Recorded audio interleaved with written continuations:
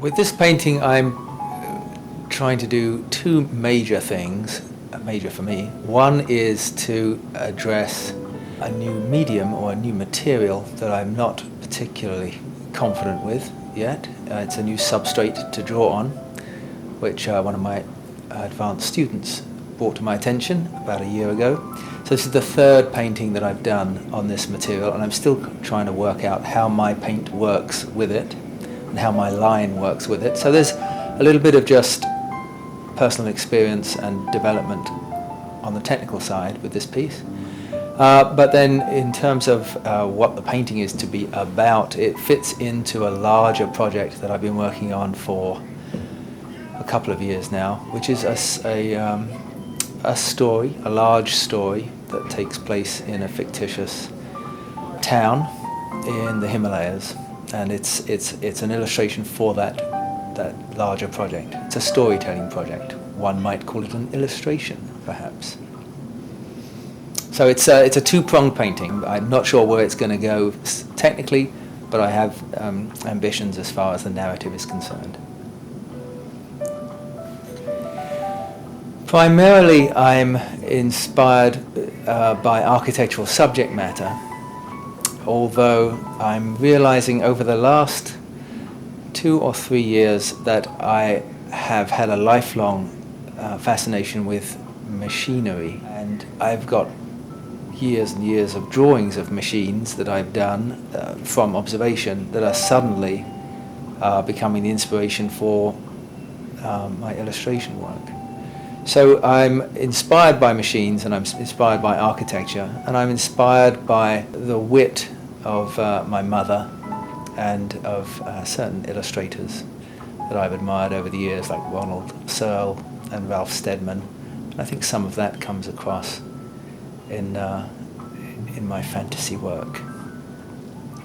I always try to give myself a clear roadmap when I'm working. My past as an architect is something I can't shed, and so I bring a designed and careful approach to my paintings and my illustrations both. And I think for me it's a tremendous release. It's very helpful in terms of gaining confidence and freedom if I feel like I know where I'm headed straight out of the gate. So there's a lot of planning and thumbnailing and preparatory sketching and thinking before I start. There's not a lot of winging it when it comes to my work. There's freedom in the application of paint, but I give myself that freedom by having a clear idea of what I'm trying to achieve in each part of the painting. I do a lot of painting without drawing. I don't feel it. Yet compositionally, I'd like others to say that there's a strong sense of design and careful placement on the page. So there's spontaneity in the application of paint, and I certainly love watercolor to do what only watercolor can do as it dries on the page. So there's something time-based and spontaneous about the way the color sits on the paper, but there's something very controlled about the application of marks on the page, the creation of the image, the drawing as it were.